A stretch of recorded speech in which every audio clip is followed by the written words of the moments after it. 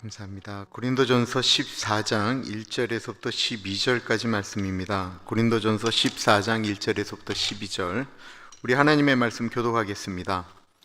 사랑을 추구하며 신령한 것들을 사모하되 특별히 예언을 하려고 하라. 방언을 말하는 자는 사람에게 하지 아니하고 하나님께 하나니 이는 알아듣는 자가 없고 영으로 비밀을 말함이라. 그러나 예언하는 자는 사람에게 말하여 덕을 세우며 권면하며 위로하는 것이요, 방언을 말하는 자는 자기의 덕을 세우고 예언하는 자는 교회의 덕을 세우나니, 나는 너희가 다 방언 말하기를 원하나 특별히 예언하기를 원하노라. 만일 방언을 말하는 자가 통역하여 교회의 덕을 세우지 아니하면 예언하는 자만 못하니라. 그런즉 형제들아, 내가 너에게 나아가서 방언으로 말하고 계시나 지식이나 예언이나 가르치는 것으로 말하지 아니하면 너희에게 무엇이 유익하리요? 혹 필이나 검은고와 같이 생명 없는 것이 소리를 낼 때에 그 음의 분별을 나타내지 아니하면 필이 부는 것인지 검은고 타는 것인지 어찌 알게 되리요? 만일 나팔이 분명하지 못한 소리를 내면 누가 전투를 준비하리요? 이와 같이 너희도 혀로서 알아듣기 쉬운 말을 하지 아니하면 그 말하는 것을 어찌 알리요? 이는 허공에다 말하는 것이라.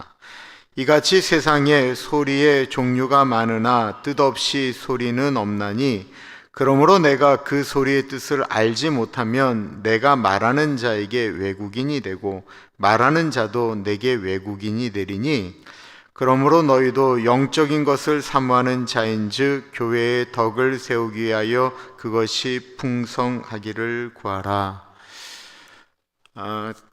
고린도전서 12장부터 14장까지는 그 방언에 대한 이야기가 이제 집중적으로 나오게 되는데, 이유는 고린도 교회의 이 방언이라고 하는 것이 좋은 의미였으면 참 좋았는데, 고린도 교회의 방언은 별로 이렇게 유익하지가 않았습니다. 신학적으로 방언에 대해서는 아주 팽팽하게 맞서는 것이, 하나는 방언은 중지되었다라고 이야기하는 은사중지론이라는 게 있어요. 사도행전적 역사, 특별히 두 가지를 얘기하는데, 하나는 방언과 또 하나는 병 고치는 역사는 사도행전으로 끝이 났다라고 말씀하시는 분들이 이 은사중지론을 주장하는 분들입니다. 제 딸이 주일날 오후에는 2세 교회를 가서 이제 훈련을 받는데, 제 딸이 너무 당황해서 저한테 와서 이렇게 얘기를 했어요. 아빠, 우리 교회에서 이렇게 성경 공부를 하는데 더 이상 방언이나 병 고치는 은사는 없다라고 하는데 어떻게 내가 이해를 해야 돼? 라고 얘기하면서 얘 마음속엔 여기 혹시 이단은 아닌가? 라고 생각을 하는 것 같아요. 그거 아니고, 거기는 신학적으로 방언은 중지되었다라고 가리키는 교회인 거예요. 그럼 그 교회는 이단이냐? 그렇지 않고요. 그 교회는 말씀 중심으로 나아가는 교회예요. 그러니까 찬양이나 이런 것도 거기는 2세 교회인데 너무나도 놀랍게도 찬송가만 부른대요. 아까 우리가 부른 곡 같은 것들은 거의 안 부르고 2세 교회인데 찬송가만 부른대. 내가 딱 얘기를 듣는 순간 어디 출신이구나 내가 딱 알겠더라고요. 그 버클리에 있는 버클랜드 교회, 지금은 그 이름을 바꿨지만 그 교회에서 분파되어 있는 모든 교회는 거의 시스템이 그런데 거기가 그래요. 이 근거, 방언을 은사 중지론자들이 얘기를 말씀하실 때 근거로 많이 두는 것이 고린도전서 13장입니다. 13장 8절부터 보면, 사랑은 언제까지나 떨어지지 아니하되 예언도 패하고 방언도 그치고 지식도 패하리라. 우리는 부분적으로 알고 부분적으로 예언하니 온전한 것이 올 때에는 부분적으로 하던 것이 패하리라. 여기에 이 온전한 것은 많은 이게 은사중지론을 주장하시는 분들이 무엇을 말씀하시냐면 성경을 말씀하세요. 성경은 완전한 하나님의 말씀이니까 이제 하나님의 말씀으로 충분하다라는 거예요. 사실 우리가 고린도전서 후서를 우리가 지금 이렇게 말씀을 통해서 보지만 고린도전서를 말씀할 때 이게 성경은 아니었거든요. 그러니까 완전한 것이, 온전한 것이 올 때는 부분적으로 오는 것이 패한다라고 말씀하시면서 은사중지론자들은 이 온전한 것을 성경이라고 말씀할 때가 많이 있습니다. 근데 이게 온전한 것에 대한 은사 지속적인 분들에 대해서는 이 온전한 것은 성경 말씀을 하시는 것이 아니고 전체적인 맥락으로 보면 예수님이 다시 이 땅에 오실 때에는 부분적으로 앉던 것이 폐하여진다라고 해서 온전한 것은 예수 그리스도가 이 땅에 오셔서 이 세상을 심판하실 때로 해석을 하게 됩니다. 왜 이 은사에 대한 이야기가 지금도 복잡한가라고 하면 이 은사 지속적으로 주장하는 분들이 이 은사를 어쩔 때는 성경 위에 두고 말씀하실 때가 있기 때문에 그렇습니다. 어쩔 때는 성경과 상관없이 역사한다라는 것입니다. 그래서 가끔 성령의 역사라고 하는데 이것이 너무 비상식적이고 어쩔 때는 공동체를 파괴하는 일들을 성령의 역사라고 말씀할 때가 많이 있다라는 것입니다.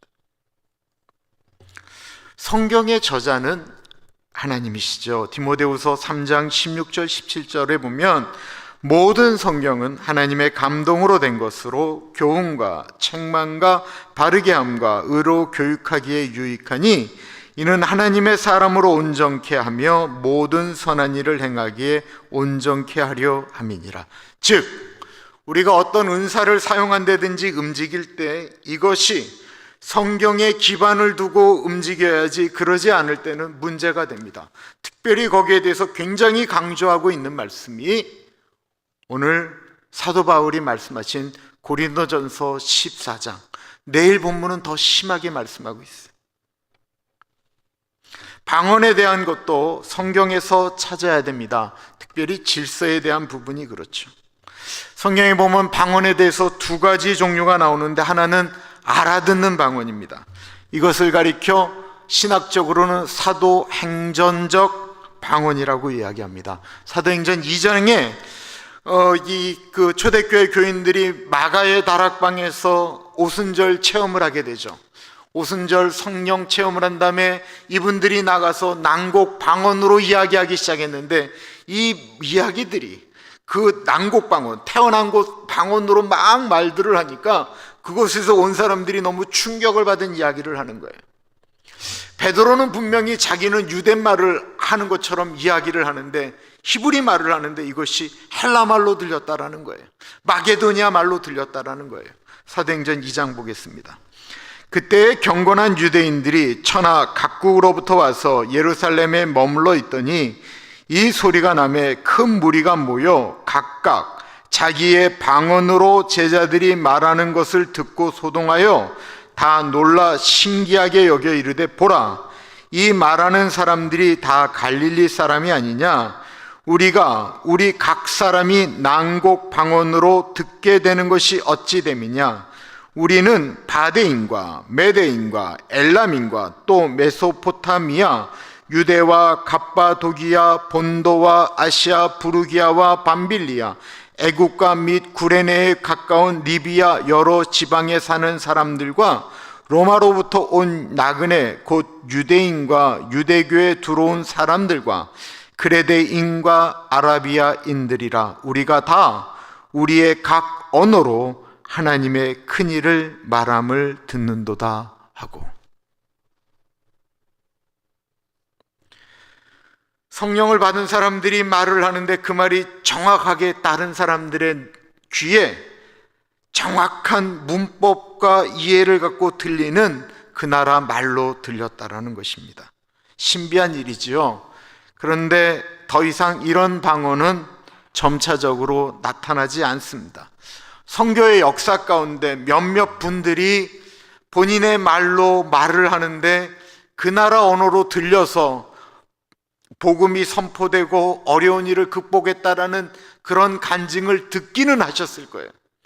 그런 특별한 역사가 어떤 나라에서 있기는 있었지만 아주 드문 일이기 때문에 더 이상 그런 일이 일어난다라고는 이야기를 하지 않습니다. 제가 1995년도에 중국 서성이라고 하는 곳에 복음을 전하러 갔는데 그때만 해도 중국이 아주 살벌할 때였어요.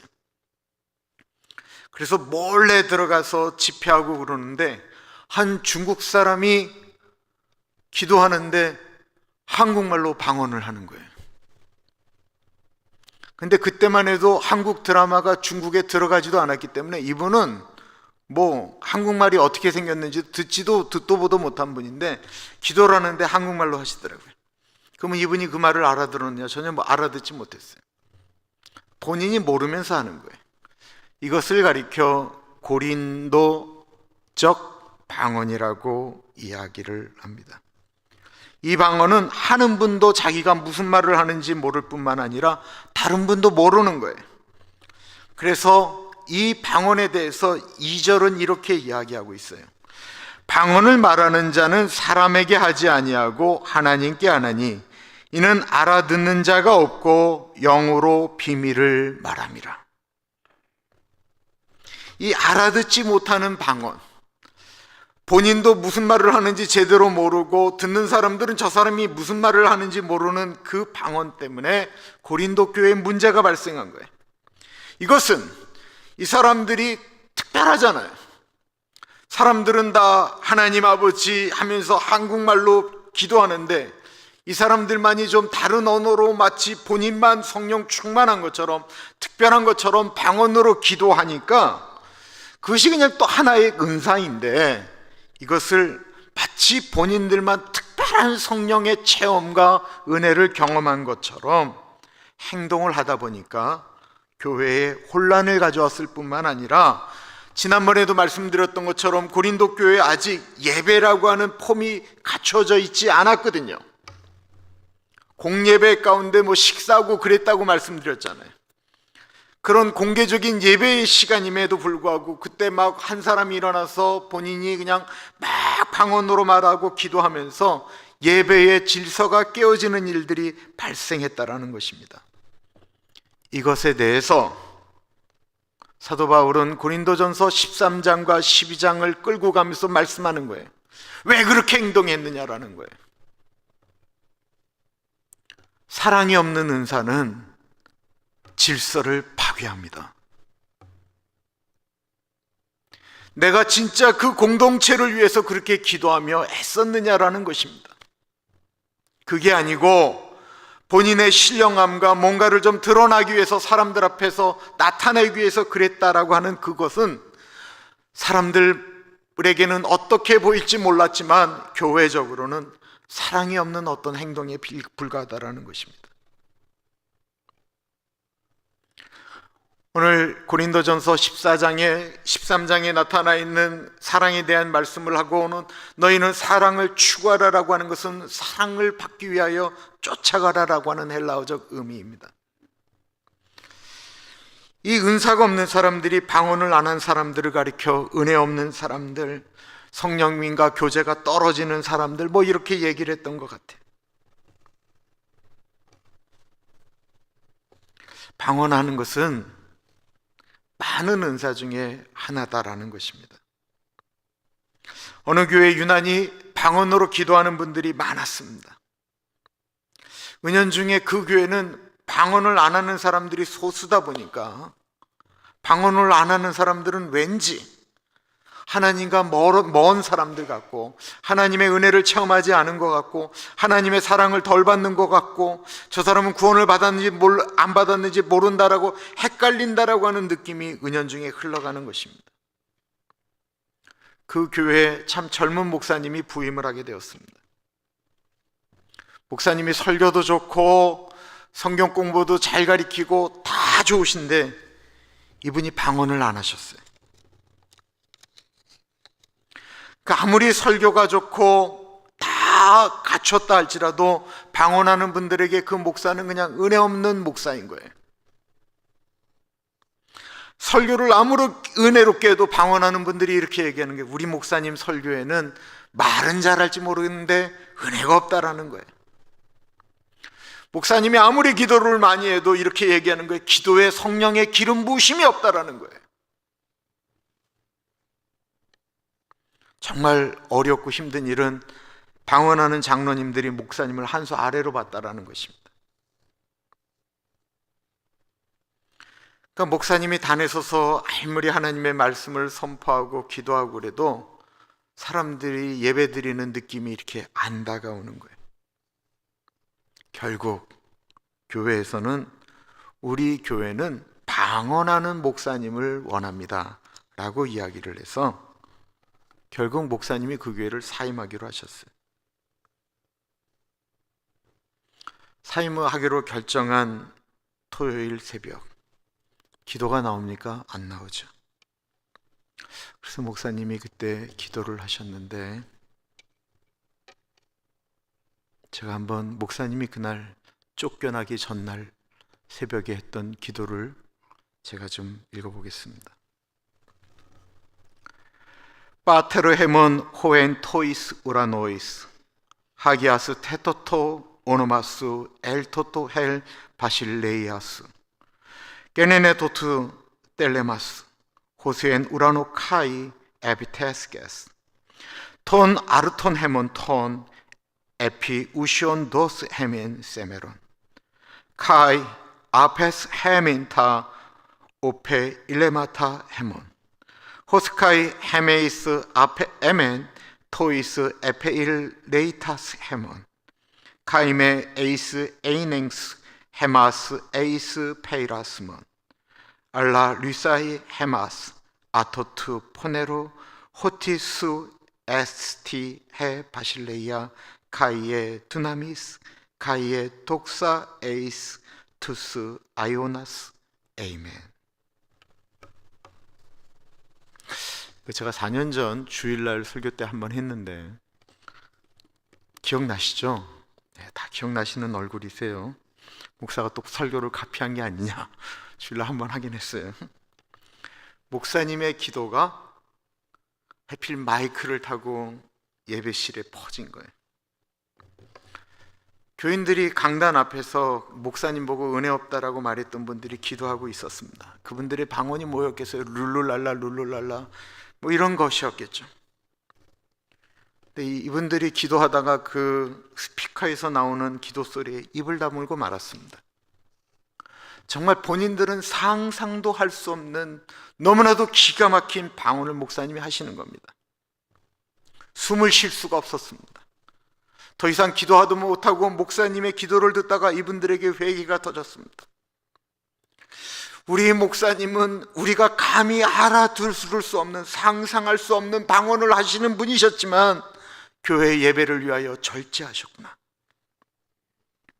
그 이후로 목사님이 행복하게 목회를 하셨다라고 하는 아름다운 전설이 제가 나온 신학교에 있었습니다.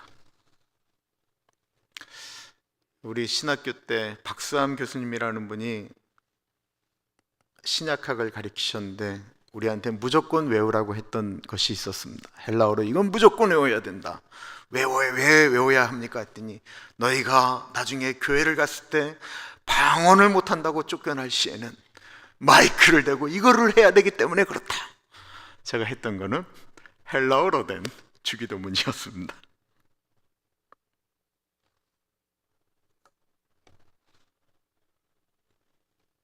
어떻게 우리의 신앙의 문제를 저분은 방언을 하니까 신령해, 저분은 안 하니까 신령하지 않아, 어떻게 그 수준으로 얘기를 할 수가 있겠어요?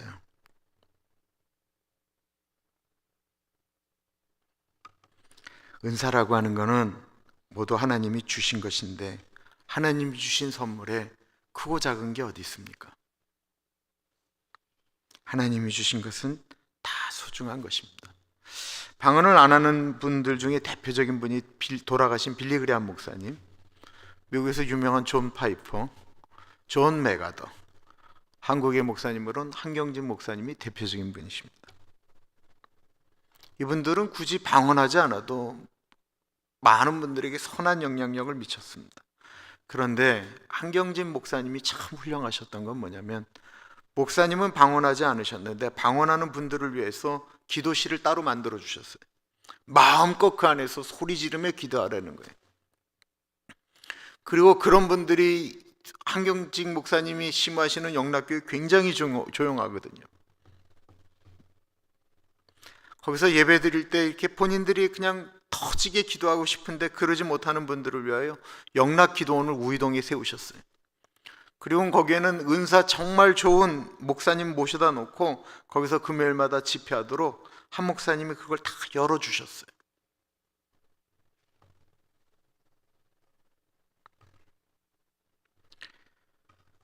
사도 바울은 고린도 교회가 하도 예배 시간에 자기도 모르고 다른 사람들도 모르는 방언으로 하니까 방언도 좋지만 예언을 하라고 말씀을 합니다. 1절에 보면 사랑을 추구하며 신령한 것들을 사모하되 특별히 예언을 하려고 하라.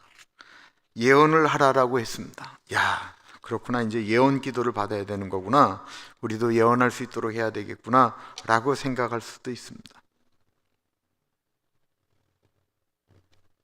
예언에 대해서 사전을 찾아보시면 두 가지로 설명이 됩니다. 첫 번째는 일반적으로는 다가올 것을 미리 알거나 짐작하여 말하는 것을 가리켜 예언이라고 이야기합니다. 두 번째는 이렇게 기록을 합니다. 기독교에서는 하나님의 위탁을 받은 사람이 하나님으로부터 직접 계시된 진리를 사람들에게 전하는 일 또는 그런 말. 대부분의 사람들이 예언에 대해서 이야기하는 것은 미래에 대한 이야기를 오늘 이야기하는 것을 예언이라고 이야기를 하는데요. 기독교적인 예언의 의미는 두 번째가 맞습니다. 예언은 하나님께 받은 진리를 전하는 것입니다. 킹 제임스 버전 한국 번역은 예언이라고 번역 안 하고요, 대언이라고 번역했어요. 그러니까 하나님의 말씀을 받아서 대신 전한다고 해서 대언이라고 얘기를 하고, 혹은 신언, 하나님의 말씀을 전한다 그래서 신언이라고 얘기를 해요. 한자로 보면 더 정확하게 예언을 이해할 수가 있습니다. 우리가 이제 예라고 하는 단어를 한번 생각해 보세요. 하나는 예언이라고 하는 건 미래를 이야기하는 말, 그래서 미래 예자 말씀 원자를 써서 예언이라고 이야기하는 것이 있는데, 성경에 나오는 예자는 우리가 예금하다, 어디다 저축할 때 그거를 예를 쓰거든요. 그러니까 어디에 저축되어져 있는, 이미 되어져 있는 것을 뽑아서 이야기하는 것이 예언이다라는 것입니다. 그러니까 예자라고 하는 것은 하나님이 우리에게 맡겨주신 말씀을 전한다라는 의미가 더 맞습니다. 예언이라는 것은 미래적인 것을 말하는 것이 아니고 오늘날을 말하는 것입니다. 그 예언자들을 가리켜, 선지자들을 가리켜 히브리어로 나비라고 얘기하거든요. 그 나비 선지자들은 하나님의 말씀을, 미래적인 것을 선포했는데, 미래적인 것을 이야기했지만 그것은 오늘날을 이야기한 거예요. 예를 들어 볼게요. 요나가 니느웨 성에 가서 외치기 시작했어요. 하나님께서 회개하지 아니하시면 니느웨를 멸망시킨다라고 하는 것은 예언의 말씀이에요. 이 니느웨 성이 하나님의 진노를 받아서 멸망할 수 있다라는 거예요. 그런데 이 요나의 니느웨를 향한 말씀은 오늘날의 말씀이었어요. 너희가 오늘날 회복하지 않으면, 오늘날 돌아서지 않으면 너희 성은 멸망한다라는 것입니다. 그리고 예언을 했는데 니느웨 성은 멸망하지 않았어요. 왜? 하나님께서 말씀하신 그 말씀을 니느웨 사람들이 회개하면서 돌이켰기 때문에 그렇습니다. 예언하는 이유는 오늘 우리가 고치기를 원한다라는 것입니다. 오늘 그렇게 살라라는 거예요. 미래를 이야기하는 게 아니에요. 구약에 하나님께서 선지자들을 보낸 이유는 미래에 그런 일이 오지 않기를 원하셨기 때문에 보낸 거예요. 이스라엘이 멸망하지 않기를 원하셨기 때문에 선지자들을 보낸 거예요. 멸망한다라고 선포했지만 그 일이 오지 않기를 원해서 전하는 것입니다.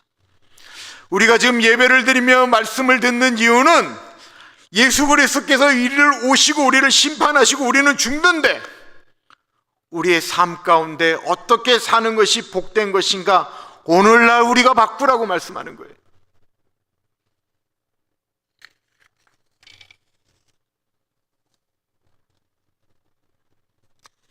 그러므로 예언이라고 하는 것은 하나님 아버지의 마음을 전하는 것입니다. 그러면 하나님이 주시는 말씀이라고 함부로 전하는 것이냐? 선지자들은 그렇게 할 수 있어요. 그런데 교회는 좀 달라요. 교회는 덕을 세우며 위로하며 나아가야 됩니다. 3절과 4절입니다. 그러나 예언하는 자는 사람에게 말하여 덕을 세우며 권면하며 위로하는 것이요 방언을 말하는 자는 자기의 덕을 세우고 예언하는 자는 교회의 덕을 세우나니. 예언의 유익이 나오는데 교회의 덕을 세운다라는 것입니다. 다른 사람에게 덕을 세우고 권면하고 위로하고 교회의 덕을 세우는 것이 예언입니다. 하나님이 주시는 말씀이 덕을 세워야 합니다. 하나님의 말씀은요, 하나님의 말씀을 갖고 또 사람을 때릴 수가 있어요. 그런 말씀만 골라서 속안을 후벼 팔 수도 있어요. 그래서 정말로 죽일 수도 있어요. 하나님의 말씀으로 사람을 세울 수도 있어요.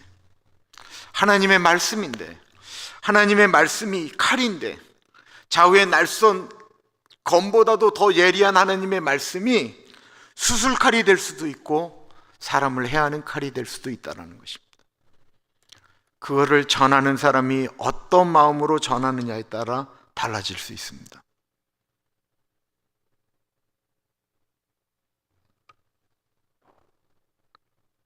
어쩔 때는 정확하게 권면되어져야 합니다. 그러나 어쩔 때는 침묵해야 됩니다. 지금은 너무 큰 교회가 된 그 영동 제일교회 김혜자 목사님이라고 계세요. 이분이 대전 침신에서 신학교 교수님으로 계시다가 본인이 교회를 개척하셨어요. 이분의 사위가 그 유명한 그 레위 지파의 스카프레너예요. 이분이 그 강남에 교회를 개척하셨어요. 그리고 금요일마다 철야를 했는데 이분이 그때 이제 신학교 교수를 그만두고 목회를 하려고 할 때는 너무나도 많은 그 성령의 그 은사를 받았기 때문에 그 금요일날 집회를 하는 그 지하실이 되게 크지 않았지만 거기에 그런 걸 사모하는 분들이 많이 모였었어요. 저희 그 엄마가 또 그런 쪽이셨기 때문에 신학생인 저를 데리고 거길 가셨어요. 집회가 끝나면 이제 마지막에 이제 목사님 혹시 새로 오신 분이 있으시면 일어나라고 이야기하는데 제가 뭐 절대로 안 일어나죠. 근데 우리 엄마가 자꾸만 저를 일어나라는 거예요. 옆에서 자꾸만 일어나도록 꼬집으시는 거예요. 그래서 제가 할 수 없이 일어났어요.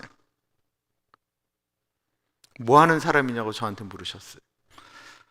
그래서 제가 그냥 뭐 신학생입니다 뭐 이런 얘기 하기가 좀 어색해서 제가 백수입니다 라고 그냥 웃으면서 말씀드렸거든요. 그랬더니 목사님이 갑자기 얼굴을 그냥 동그랗게 하면서 아주 심하게 말씀하셨어요. 하나님의 종이 어떻게 그렇게 말하느냐고. 저를 처음 본 분이 그렇게 그냥 아주 심하게 꾸짖으셨어요. 아마 제 얼굴에 나타난 이 거룩한 느낌을 보시고는 한 번에 맞추셨는 것 같아요. 기도하다 보면 보일 때도 있고 느껴질 때도 있고 올 때도 있습니다. 근데 그거 되게 조심해야 돼요. 그거 되게 주의해야 돼요. 어떤 사람은 특별한 은사가 있는데 다른 사람의 잘못된 점만 보이는 분들이 있어요. 보이는 걸로 끝나면 좋은데 이분이 그거를 꼬집는 은사가 있어요. 늘 교회 보면 저 사람은 뭐가 문제다 그냥 막 꼬집는 은사가 있어요. 그 은사 아니에요. 하나님이 그분에게 그 문제를 보이게 하신 이유는 그 은사를 통해서 그분을 위해 기도하라고 하면 은사예요. 그러나 그걸 어떻게든지 꼬집어서 그냥 얘기하는 분, 여러분들 그거 볼 때 그 은사로 보이세요? 아니잖아요. 그러니까 은사를 어떻게 사용하느냐에 따라서, 내가 잘하는 것을 어떻게 사용하느냐에 따라서 교회의 덕을 세우고 사회의 덕을 세우고 이롭게 한다라는 것입니다. 사도 바울은 참 멋진 분이셨습니다. 사도 바울은 하늘 위에 하늘, 그러니까 천국을 갔다 오신 분이에요. 너무나도 놀라운 것들을 경험한 분이었습니다. 그리고 방언, 기도하고 하는 모든 것들을 다 체험하신 분들이었어요. 6절에 사도 바울이 이렇게 얘기합니다. 그런즉 형제들아, 내가 너희에게 나아가서 방언으로 말하고 계시나 지식이나 예언이나 가르치는 것으로 말하지 아니하면 너희에게 무엇이 유익하리요? 이 말은 사도 바울이 고린도 교회에다 말씀을 전할 때 방언으로, 그들이 못 알아듣는 말로 전하지 않았다라는 것입니다. 사도 바울은 방언은 내 자신을 위한 것이다라고 말합니다. 구분할 줄 알아야 되는 거예요. 아무 때나 주변하고 상관없이 어떨 때는 좀 생각을 해야 되는 것이 이런 부분이다라는 것입니다. 사도 바울이 방언을 못했기 때문에 이런 말을 할까요? 그런 얘기 아닙니다. 고린도전서 14장 18절에 보면 사도 바울이 본인들이 그렇게 오해할까 봐 이렇게 얘기합니다. 내가 너희 모든 사람보다 방언을 더 말함으로 하나님께 감사하노라.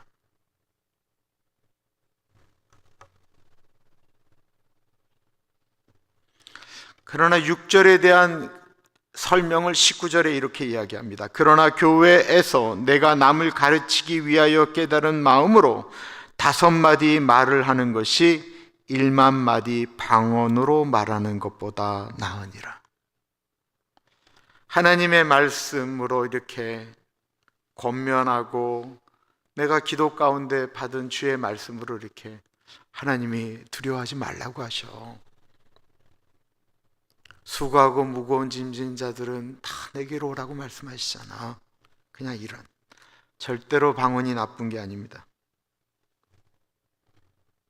그러나 사람을 권면할 때는 알아듣는 말로 하라는 것입니다. 7절부터 볼게요. 혹 필이나 검은고와 같이 생명 없는 것이 소리를 낼 때에 그 음의 분별을 나타내지 아니하면 필이 부는 것인지 검은고 타는 것인지 어찌 알게 되리요? 만일 나팔이 분명하지 못한 소리를 내면 누가 전투를 준비하리요? 이와 같이 너희도 혀로서 알아듣기 쉬운 말을 하지 아니하면 그 말하는 것을 어찌 알리요? 이는 허공에다 말하는 것이라. 모르는 말로 다른 사람을 가르치려고 하면 허공에 대고 말하는 것과 같다라는 것입니다. 들리지 않는 말은 허공에 대고 말하는 것과 같습니다. 아무리 좋은 설교라고 할지라도 본인이 생각할 땐 이보다 더 좋은 설교는 없다라고 설교를 아무리 잘 준비해서 교인들에게 이야기한다 할지라도 교인들이 그 말에 알아듣기 힘들거나 그 말이 가슴으로 다가오는 언어를 사용하지 않으면 그 설교는 들리지 않는 설교가 되는 거예요. 여러분, 제가 아까 정말로 듣기에 너무나도 아름다운 헬라어로 말씀을 드렸어요. 하나님의 말씀, 헬라어로 되어진 성경의 말씀을 여러분들에게 말했는데 여러분들 하나도 이해 못 하시잖아요. 물론 지금 이해되시는 분도 있지만, 그래서 설교라고 하는 거 있잖아요. 설교를 가리켜 뭐라고 하냐면 하나님의 말씀을 오늘날의 언어로 전하는 거예요. 그래서 끊임없이 설교자들이 단어를 바꾸는 거예요. 어떤 단어를 쓰면 좀 더 쉽게 이해가 될까? 그래서 마지막 작업은 단어를 바꾸는 일이에요. 단어를. 어떤 단어를 써야 잘 전달되어질까? 다시 말씀드릴게요. 아무리 기가 막힌 설교, 그냥 하나님의 말씀을 곳곳에 넣어서 전한다 할지라도 들리지 않으면 아무 소용이 없다는 것입니다.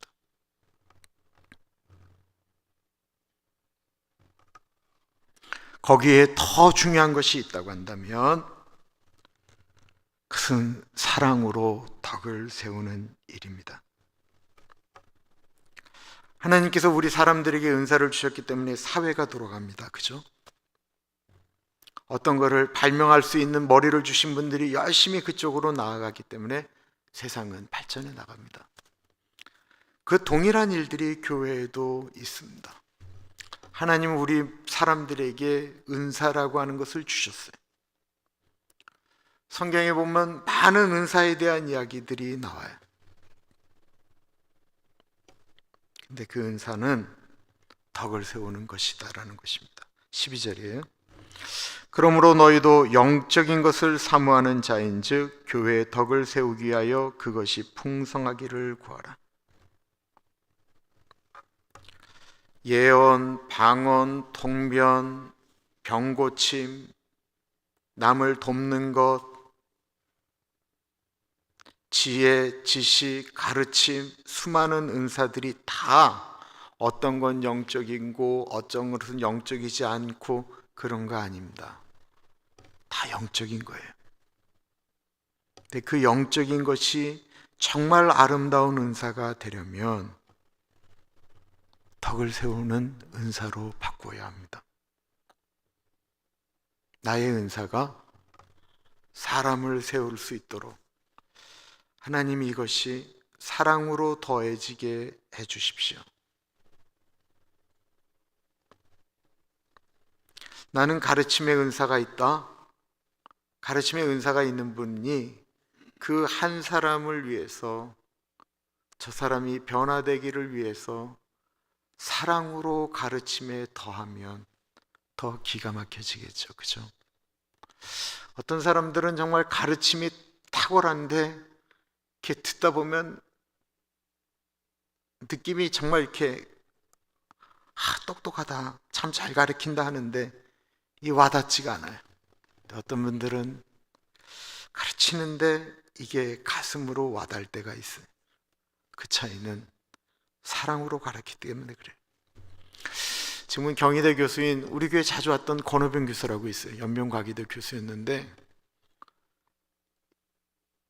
연변과기대 출신들이 이 권호병이라고 하면 정말 정신을 못 차릴 정도로 좋아해요.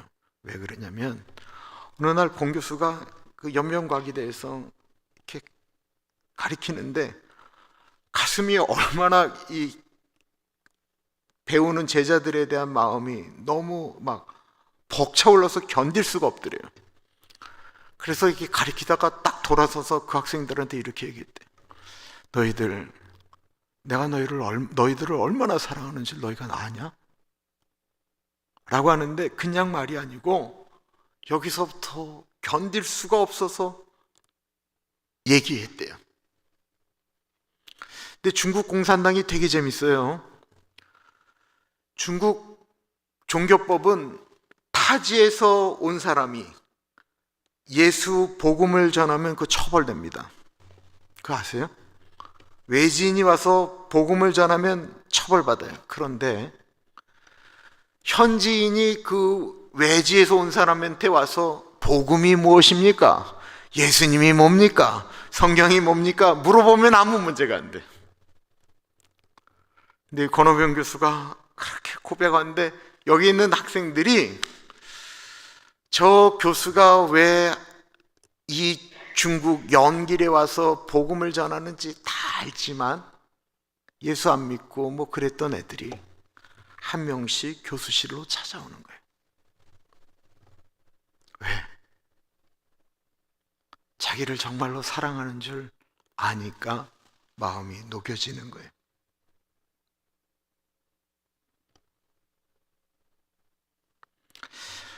은사는 귀한 것입니다. 영적인 것을 사모하는 것 좋습니다. 그냥 방언 정도를 영적인 것으로 생각하지 마십시오. 우리가 추구하는 모든 하나님이 주신 게 영적인 거예요. 그런데 그것이 더 귀한 것이 되도록, 교회의 덕이 되도록 사용하는 것입니다. 그리고 하나님의 말씀을 많이 읽으시면 예언할 수 있습니다. 왜냐하면 하나님의 말씀을 많이 읽으면 하나님이 주시는 지혜가 떠오르기 때문에 그렇습니다. 그리고 받은 은사들을 잘 활용하셨으면 좋겠습니다. 덕을 세우는데 사용하시기를 바랍니다. 나는 예언하는 능력이 없다, 그런 거 걱정하지 마십시오. 성경을 많이 읽으면 하나님이 주시는 말씀으로 세워가고 일으킬 수 있습니다. 우리는 모두 지체라고 하는 말이 고린도서에 계속 나오고 있습니다. 하나님이 다 주시지 않고 골고루 나누어 주셨습니다. 그리고 그것이 서로 모여서 교회는 덕을 세워 나가는 것입니다. 우리 가나안 공동체가 그랬으면 좋겠습니다. 기도합니다. 참으로 존귀하신 하나님 아버지, 은사에 대해서 다시 한번 묵상했습니다. 하나님, 우리가 하나님께 주신 받은 은사를 잘 사용해서 덕을 세우는 일에 사용되어지게 하시고 교회를 아름답게 세우는 데 사용되어질 수 있도록 하나님 은혜 나리여 주옵소서. 지금은 우리 주 예수 그리스도의 은혜와 우리를 너무나도 사랑하셔서 하나밖에 없는 아들을 넉넉하게 보내주신 하나님 아버지 그 크신 사랑하심과 성령 하나님 감화감동 역사 충만 교통하심의 놀라운 은혜가 나에게 주신 은사를 소중히 여기며 그 은사가 교회의 덕을, 사람들을 세우는 일에 더욱더 사용되어질 수 있도록 내가 더 영적인 것을 사모하며 나아가겠습니다. 고백하며 기도하는 사랑하는 주의 백성들 머리 위에 지금으로부터 영원토록 같이 하시길 간절히 축원하옵나이다. 아멘.